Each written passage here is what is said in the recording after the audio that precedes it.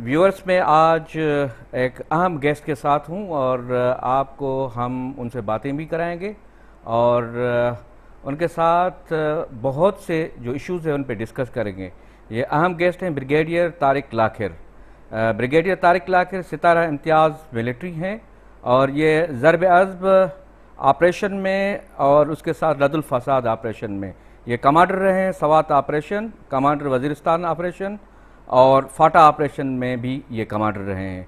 उनके साथ साथ ब्रिगेडियर तारिक लाखिर जो मिलिट्री में एक बहादुर अफसर के तौर पे पहचाना जाता है और वो ये special इन्वाय to UN secretary general for waste African region भी रहे हैं और उनके साथ ये बहुत अहम ओहदे पे जो कम लोग जो हैं अफसर जो हैं मिलिट्री के वो इस ओहदे पे जाते हैं और जो एक्टिव और उनके साथ जो बहादुर अफसर होते हैं उनको इन ओहदों पे लाया जाता है। उनमें से ब्रिगेडियर तारिक लाखिर एक अहम अफसर हैं जो adviser in US pentagon service in white house and US department और करंटली ब्रिगेडियर तारिक लाखिर जो हैं वो adviser to agro on C pack energy project in Sindh and Balochistan और उसके साथ साथ ब्रिगेडियर तारिक लाखिर जो हैं वो coordinator for Karachi transformation plan 2020 और 2021 में भी इनकी बहुत अहमियत है और उनके साथ साथ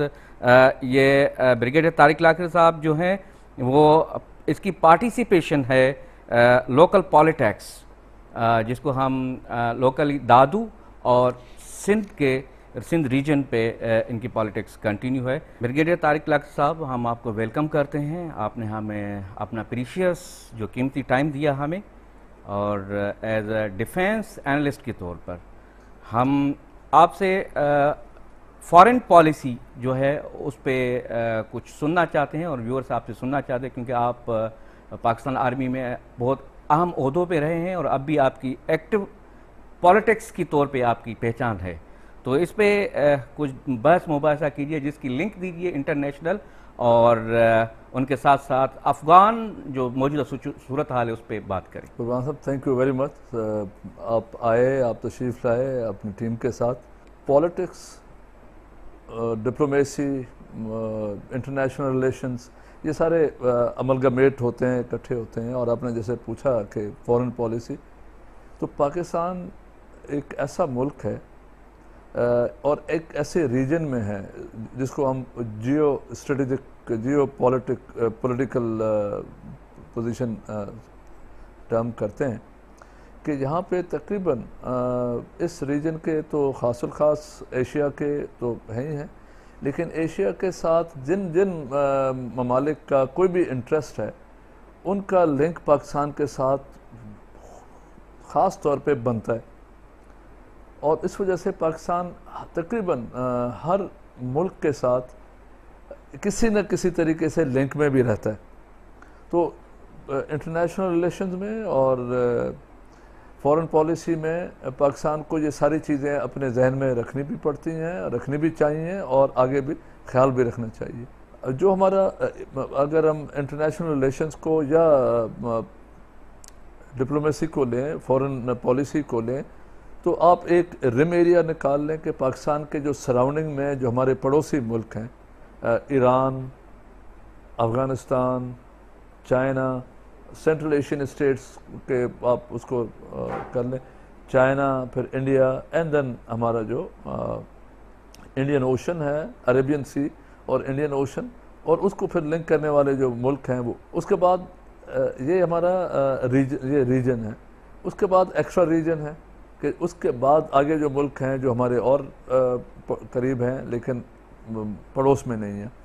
और तीसरा बन जाता है फिर वो इंटरनेशनल सिनेरियो कि वो मुल्क जो दूर हैं किसी भी जगह पे, वो हेमिस्फीयर के दूसरी तरफ हैं या इस तरफ हैं, लेकिन दूर हैं, लेकिन उनका हमारे साथ किसी न किसी तरीके से इंटरेस्ट जुड़ा हुआ है। अफ़गानिस्तान पिछले 40 साल से टर्मोइल में, वैसे तो बहुत अरसे से टर्मोइल में, लेकिन फ़िज़िकल टर्मोइल जो है वो पिछले 40-45 साल से चल रहा है, जिसमें रशियंस का आना, रशियंस का वापस जाना, उसके बाद कम्युनिज़म का ख़ात्मा और रशिया का टूटना, और उसके बाद कैपिटलिज्म या बाइपोलर वर्ल्ड से यूनिपोलर होना, एक सुपर पावर बनना, وہ سارا کچھ ہوا. اور اب جو کچھ ہو رہا ہے، طالبان کو ہٹانا، وار آن ٹیرر لڑنا، امریکہ کا یہاں پہ 20 سال، میں نے کہ آلموسٹ 19 سال 10 مہینے یا 19 سال 11 مہینے رہنا اور اب واپس چلے جانا. کل رات کو 12 بجے ان کے آخری 4 جہاز چلے گئے، اور جنرل کینتھ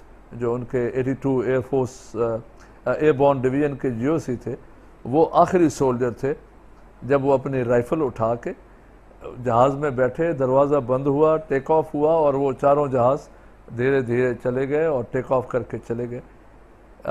جو ان کا سرپلس سولجرز تھے جو کہ وہ لے کے نہیں جا سکتے تھے، انہوں نے پاکستان سے ریکویسٹ کی اور پاکستان میں آئے ہیں، اور وہاں پہ 21 دن کا ویزا رکھ کے ان کو دیا گیا ہے، اور وہ کچھ دنوں میں ٹیک آف کر کے نکل جائیں گے.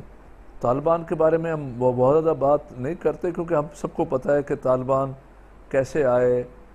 مجاہدین پری 9/11 مجاہدین والا ایرا تھا، جب آپ نے کمیونزم کو بھگانا تھا، رشیا کو توڑنا تھا، اور اس میں امریکہ کے انٹرسٹ تھے اور ریجن کے ملک ان کے ساتھ ملے ہوئے تھے. وہ ہو گیا، اچیو ہو گیا، اور امریکہ کا بہت بڑا آبجیکٹو، 3 آبجیکٹو اچیو ہو گئے. رشیا پریشر میں رہا، کمیونزم کا ایکسپینشن ختم ہوئی، رشیا ٹوٹ گیا، چھوٹے چھوٹے حصوں میں بٹ گیا. تو یہ بہت بڑا آبجیکٹو امریکہ کا اچیو ہوا. پوسٹ 9/11 امریکہ نے کافی سارے آبجیکٹو بنائے ہوئے تھے. ان کے 16 جو ٹیررسٹ تھے جو اس ٹوئن ٹاور کے ورلڈ ٹریڈ سینٹر کے بامبنگ میں شامل تھے، وہ almost all were from Saudi Arabia, سوائے 1-2 ملکوں کے علاوہ جو. لیکن ان کو پتہ تھا کہ جی ہم اگر ادھر جاتے ہیں تو وہاں پہ ہم ایسے ملک کے ساتھ ڈائریکٹ لڑائی کریں گے جن میں ہمارا انٹرسٹ بہت زیادہ ملا ہوا ہے.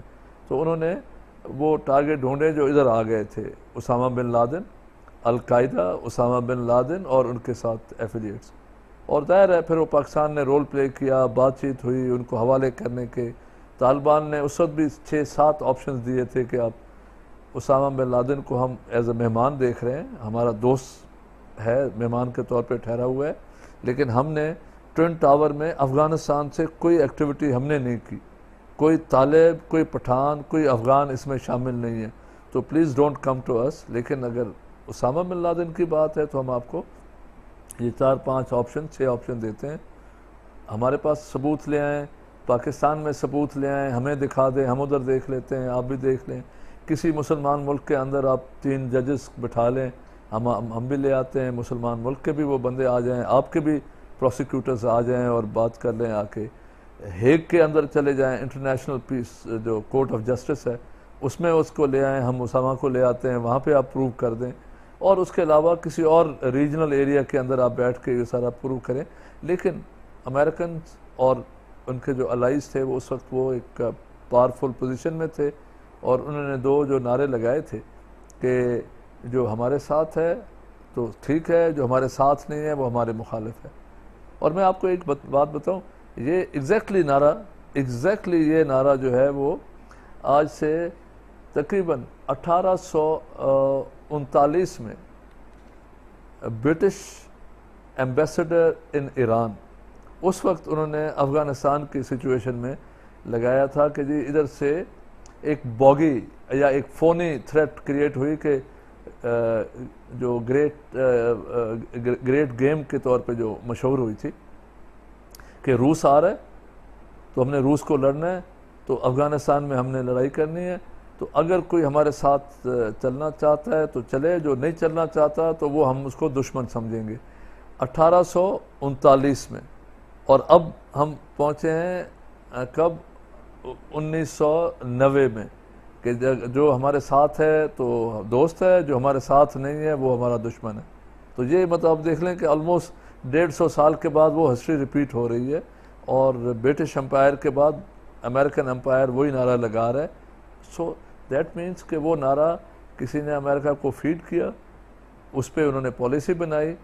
پاکستان کے 100 مرتبہ کہنے کے باوجود، 100 مرتبہ، 100 سے زیادہ، 1000 مرتبہ کہنے کے باوجود، چاہے وہ پولیٹیکل لیڈرشپ تھی یا ہماری ملٹری لیڈرشپ تھی، سب نے کہا کہ یہ آپ اسٹریٹجیکلی یہ بہت مطلب اچھا فیصلہ نہیں ہے آپ کا، لیکن وہ کہا گیا، آئے، لڑائی ہوئی جی، وہ طالبان تھے کون؟ لوکل لوگ تھے، انہوں نے پہلے بندوق کندھے پہ اٹھائی ہوتی تھی، امریکن پریشر آنے کے بعد وہ بندوق غائب ہو گئی، اب چھپ گئے، انہوں نے ڈھونڈنے شروع کر دیے، ڈھونڈ کے مارا بھی، ٹھیک لوگوں کو بھی مارا جو کہ ان کے دشمن تھے، لیکن بہت سارے وہ لوگ بھی مارے گئے جو کسی کے بھی دشمن نہیں تھے اور نہتے تھے، انوسنٹ تھے، اپنے کاموں میں لگے ہوئے تھے۔ تو یہ اچھائیاں برائیاں بہت زیادہ اکٹھی ہوئیں، برائیاں زیادہ ہوئیں، لیکن پھر بھی ایک سچویشن کلیئر ہوئی۔ اب اس میں جو آبجیکٹو تھا، القاعدہ کو تتر بتر کرنا تھا، بھگانا تھا، بھگا دیا، وہ ایک آپ کا اچیومنٹ ہو گئی۔ اسامہ بن لادن کو آپ نے 9 سال کے بعد ایبٹ آباد سے ڈھونڈا اور ان کو اٹھا کے لے گئے۔ ہم نے نہیں دیکھا، لیکن ہم ازیوم کرتے ہیں کہ جی وہ جو بھی کہہ رہے ہیں وہ ٹھیک کہہ رہے ہیں، تو ہم ان کو وہ بھی کریڈٹ دے دیتے ہیں۔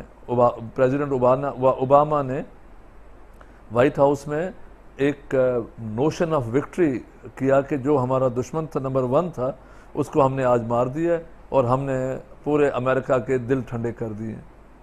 ٹھنڈے ہو گئے تو آپ کو جانا چاہیے تھا، چلے گئے ہیں۔ اس کے بعد پھر آپ نے اور آبجیکٹو کریٹ کر دیے کہ نہیں، ہم ابھی ان کے عورتوں کو بھی پڑھا کے جائیں گے، اسکول بھی بنا کے جائیں گے، فزیکل ڈیولپمنٹ بھی کر کے جائیں گے۔ وہ چلیں، وہ چھوٹے کام ہیں لیکن اچھے کام۔